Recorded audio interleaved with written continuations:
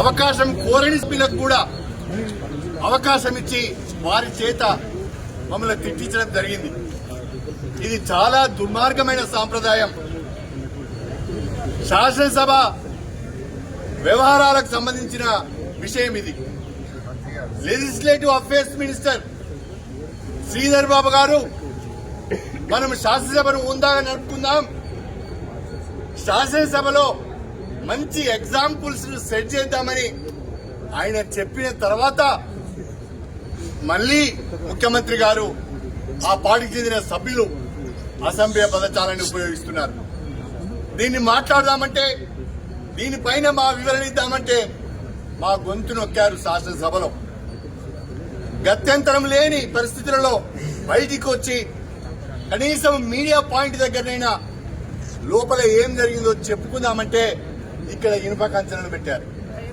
చాలా గొప్పగా ప్రగతి భవన్ ముందట ఇనుప కంచెలను తొలగించాం, స్వేచ్ఛా వాయువులను ప్రజలకు ప్రసాదించామని చెప్పారు. శాసనసభ్యులకే గతి లేదు. ఇక్కడ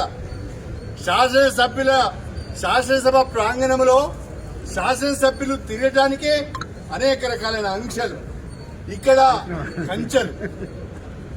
ఇంకా చెప్పుకోవడానికి సిగ్గు లేకుండా మేము బ్రహ్మాండంగా స్వేచ్ఛా వాయువులను ప్రసాదించామని చెప్తున్నారు.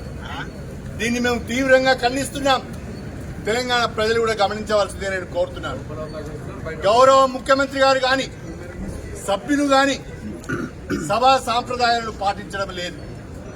ముఖ్యమంత్రి గారు మేము చెప్పలేని భాషలో సభలో రికార్డ్స్ లోకి పోయే విధంగా ప్రతిపక్ష నాయకుల గురించి మాట్లాడుతున్నాడు. దయచేసి దీన్ని గమనించవలసిందిగా ప్రజలకు విజ్ఞప్తి చేస్తున్నాం.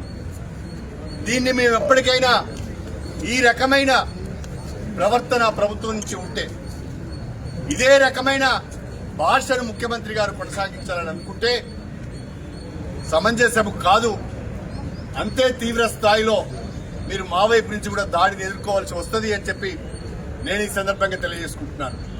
భాష రాక కాదు, మాటలు రాక కాదు, మీరు మాట్లాడే మాటల కంటే అసభ్య పదజాలాన్ని ఉపయోగించే సత్తా మా దగ్గర ఉన్నది.